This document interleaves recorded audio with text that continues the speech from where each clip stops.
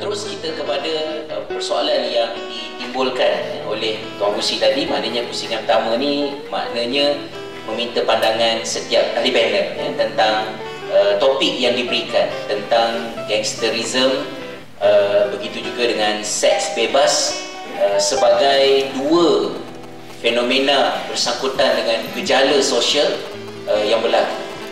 Mungkin permulaannya saya ingin merujuk kepada satu hadis Nabi SAW yang saya gunakan ia untuk melapih penyataan saya, yang mana Nabi SAW menyebut man qala fasadan nas fahuwa afsaduhum. Kama qala sallallahu, kata Nabi SAW, barang siapa yang berkata manusia sudah rosak, maka ketahuilah dia yang paling rosak. Jadi maksudnya ketika kita mengungkapkan masalah-masalah macam ni, kita kena pastikan ungkapan masalah itu didatangi bersama dengan solusi pada memberikan harapan. Kerana bila kita sebut dah rosak sangat, kata-kata itu mungkin sifatnya seperti kita ni berputus asa daripada rahmat Allah SWT. Dan kali itu Nabi mencela orang yang, yalah macam orang kata, tak payahlah pergi kursus-kursus motivasi ke macam ceramah ni, dia baik sehari je lepas tu serupa balik. Tunggu je lah Imam Mahdi turun selesai masalah. Mungkin kalau ada orang cakap macam itulah. Jadi kalau ada orang sebut macam ni, maknanya dia tu yang paling teruk sebab dia berputus asa daripada rahmat Allah. Maka saya yakin pada malam ini perbincangan kita adalah untuk membentangkan apa yang terjadi, meletakkan asas-asas ilmu kepadanya dan berusaha mencari penyelesaian terhadap hal ini.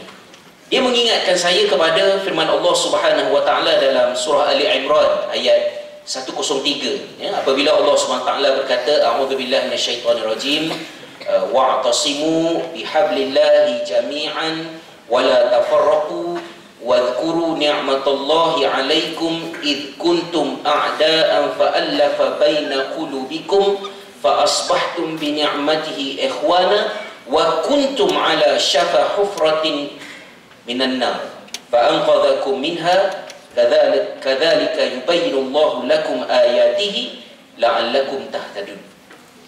Jadi ayat ini saya nak ambil yang ujung lah, kata Allah Subhanahu wa taala, Allah sesungguhnya kita ni dahulunya berada di gigi neraka dan kemudian Allah selamatkan kita. Jadi gangsterism, kebejatan sosial bukanlah satu niche, satu keunikan yang hanya merujuk kepada kita sekarang. Tapi ketika Islam datang dalam keadaan masyarakatnya mengalami kerosakan yang tidak kurang hebatnya. Artinya bila kita berdepan dengan masalah ini bukan satu masalah baru yang tidak ada solusi. Ia adalah satu pengulangan yang berlaku dalam sejarah. So nak tak nak, kita kena tengok balik ke belakang, apakah yang telah berlaku sehingga gangsterism, seks bebas yang menjadi fenomena yang dikaitkan dengan alam pra-Islam, dikatakan jahiliah tu, diselesaikan oleh generasi Islam yang awal. Apa yang generasi Islam yang pertama dahulu buat berkenaan dengan hal ini? Baik. Cuma bezanya gangsterism dan seks bebas yang berlaku pada kalau jahiliah yang dahulu, dia terjadi, tetapi dia terjadi dalam bentuk motif yang baik, motif yang asalnya baik. Kalau kita tengok contohlah, misalnya Wa'dul Banat, kebumikan anak perempuan, membunuh anak perempuan itu, satu kita kena tengoklah berapa banyak dia berlaku. Dia tidaklah sebanyak sampai dia amalan harian beranak anak perempuan je bumi, tak, ada kabilah tertentu saja yang melakukannya. Kenapa mereka melakukannya? Satu, kerana takut anak itu tidak dapat ditanggung makan minumnya, takutkan kemiskinan, Dan yang keduanya mungkin berpunca daripada kerana kerosakan yang begitu banyak, maka takut anak perempuan ini nanti akan menjadi mangsa dan kemudian seterusnya menjadi kehinaan. Jadi baik dibunuh je anak tu. Kita pun kadang-kadang niat macam tu kan, kalau orang tu aku tahu lepas angin kamu pijak kamu kecil-kecil dulu kan. Sebenarnya teringin juga nak pijak tu kan. Tapi orang Melayu tak ambil hati lah, mana dia sebut je lah. Jadi orang Arab ni dibuat terus. Ya? Daripada dah perhabis duit banyak-banyak, lepas tu umur 20 tahun mati merempit kan. Allah, sia-sianya bayar yuran SPM apa semua. Kalau tahu lah mati merempit, dia pijak je daripada kecil dulu kan. Jadi orang jahiliah tu dia tanam terus. Jadi maknanya gangsterism, tapi motif dia baik. Bezanya sekarang ni anak dibuang dalam mangkuk jamban. Ya, saya tengok majalah gila-gila bulan April tahun lepas yang gambar monyet lari buat baby tu kan. Monyet dengan monyet bersembang. Anak siapa tu Kak Mon? Monyet tanya monyet lah. Dia kata tak tahulah, tadi jumpa tepi longkang. Kamu kalau nak satu tengoklah kat tangga surau tu mungkin ada lagi. Monyet dengan monyet sembang. Ya? Ya. Jadi yang tahun 2012 ni, anak-anak dibunuh ni bukan kerana kemuliaan, tetapi kerana menanggung malu atas kesalahan yang dibuat. So itu dia sedikit berbeza. Bukan sedikit, dia perbezaan dia agak besar lah. Bunuh diri salah dari segi Islam, tapi ada orang bunuh diri kerana motif yang baik. Masyarakat Skandinavian di zaman Ibnu Fadlan, kerajaan Abbasiyah dulu, ya, Ibnu Fadlan ni dihantar oleh khalifah pergi ke area Skandinavian untuk tengok perangai orang-orang Eropah ni. Orang Viking, kalau dia ditawan dalam peperangan, bila dia diikat, musuh tahu dah kalau tawan Viking, dia punya pedang jauhkan, sebab dia akan bunuh diri dia. Dia bunuh macam mana? Dia akan belah perut dia, dia tarik tali perut dia, dia cucuk dengan pedang dekat pokok, dan dia akan berjalan keliling pokok, menarik tali perut dia keluar, sampailah akhirnya dia mati. Dia bunuh diri dia kerana dia lebih sanggup mati daripada terhina menjadi tawanan perang. Jadi walaupun membunuh diri itu salah, tapi tujuan dia betul. Jadi Islam ajar kita pada melihat gangsterism, zina, seks bebas, semua benda ni, kita kena cari kat mana positif negatif dia, untuk kita highlight dia punya sisi positif dia lah. Benda saya cakap saya pun tak tahu kan ya. Baru je tulis nota tadi kan. Ustaz Zarudin memang muda kan ya. Okey, jadi saya nak pergi pada yang kedua pula. Jadi maknanya fenomena kerosakan akhlak ni ialah satu perkara yang berlaku di sepanjang sejarah. Tapi kita kena ingat, seorang pengkaji sejarah daripada negara barat bernama George Sutton, ya, dalam buku dia yang kajian yang sangat terkenal, History of Science, dia kata setelah dia mengkaji semua tamadun manusia dan memberikan tumpuan khusus kepada Greco-Roman civilization, dia kata Greco-Roman civilization, tamadun yang hebat, tamadun Rom, Greek, Roman, ya, runtuh bukan kerana kekurangan prasarana fizikal, bukan kerana tidak cukup maju, bukan kerana bangunannya tidak hebat berbanding dengan tamadun lain, tetapi kemusnahan itu berlaku kerana mereka menghadapi krisis kemanusiaan, sosial, rosak. Jadi semua tamadun mengalami benda yang sama. Bila teruk sangat, dia hati-hati, ia mungkin menandakan era kehancuran kalau kita tak buat sesuatu. Sama macam zaman ancient Egypt civilization, masa zaman Raja Akhenaton, usaha untuk melakukan islah dilakukan, tetapi gejala sosial yang begitu teruk, seruan-seruan dakwah ditekan, musnah. Jadi kita kena hati-hati. Kalau kita katakan sekarang ni keadaannya begitu membimbangkan, jadi Malaysia ni sedang menuju ke arah mana? Saya tak berapa suka sangat buat banding-banding ni, tapi sebab orang Malaysia suka buat perbandingan, ya, terpanjang, terbesar, terlebar, tinggi, baik kita bandingkan benda-benda yang bermanfaat. Ya, perbandingan. Ingat-ingat saya pengalaman sikit dululah kerja basuh pinggan, ya, masa duduk dekat London basuh pinggan. Walaupun bos pinggan gaji sama dengan DO, ya, 6,000 lebih sebulan, tapi sewa rumah 14,000 sebulan lah. Ya, share lah korang supaya tak tuja sangat. Jadi saya kerja basuh pinggan sampai pukul 10 malam, 11 malam. Balik naik underground tube tu, kemudian turun dekat stesen adalah Ladbroke Grove, Westbound Grove punya stesen. Daripada stesen tu nak balik ke rumah, saya kena lalu lorong gelap di kawasan penempatan murah. Sebab tu saya peribadi, kalau ada warga Indonesia, Myanmar yang bekerja di sini, saya rasalah macam cara saya pandang mereka mungkin lain sikit daripada cara kebanyakan orang Malaysia memandang. Kerana saya rasa saya pernah berada di tempat mereka sebagai pekerja asing, pendatang asing tanpa izin.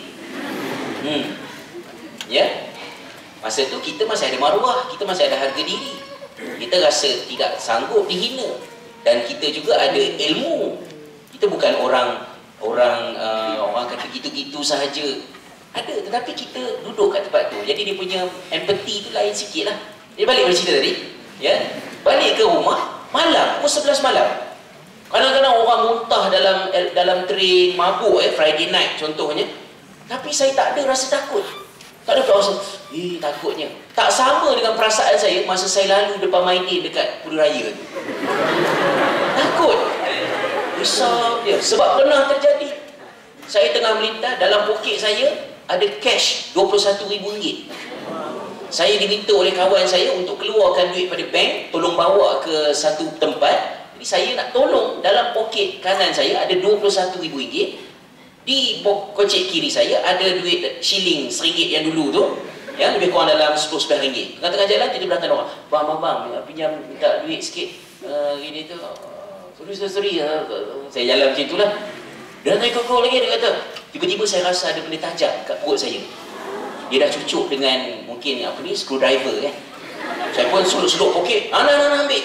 Ya, adalah dalam RM10 kan, nak ambil di sini tu. Tak cukup ni bang, tak cukup. Dia kejar saya pun terus pergi dekat LRT Masjid Jamil tu, masuk dalam teksi, jalan. Biarlah rugi RM10 tu, yang kanan ni ada RM21,000 cash. Ya. Duduk London, balik malam tak pernah berlaku. Tapi di Malaysia dia berlaku. Rumah dekat island, saya cerita kan, cerita-cerita ni, dekat island, 6 tahun, 5 tahun, 4 tahun dekat sana tu, rumah tak ada pagar. Tak ada pagar.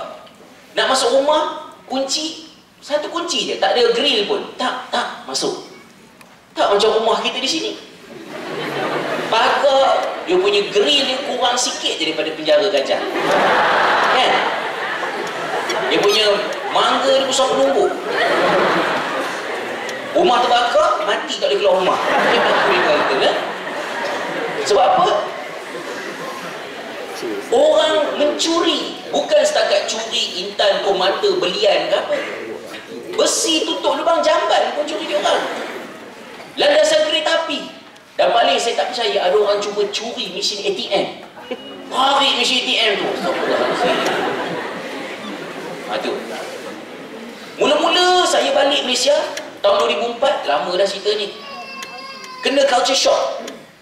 Orang kata pergi negara orang, hati-hati kena culture shock. Saya duduk negara orang, tak ada culture shock. Saya kena culture shock bila saya balik ke tanah air sendiri tahun 2004. Kerana berita pertama, antara berita awal yang saya tengok di televisyen ialah laporan berita di buletin utama pada masa itu, satu rumah bangsa ada plastik sampah dicampak daripada atas jatuh ke lantai, dicampak daripada dekat atas plastik sampah tu. Senang kan? Wah, campak je bawah, lepas. Lagi hebatnya, dalam plastik sampah tu ada baby. Kalau dalam bahasa kasar dia, negara kafir laknat mana pun tak pernah jumpa benda tu. But it happened in our beloved country. So the question now is, apa yang sedang berlaku? Kalau dalam sejarahnya, gangsterism, zina, keganasan semua ni berlaku kan. Baik. Jadi, macam mana kita nak persoalan timurnya, apa impressionnya kan? Dia orang bagi solution lah apa semua. Betul, Imam Domar benda dia nak cakap lah. Saya nak curi-curi ambil point dia, saya ambil sikit last je.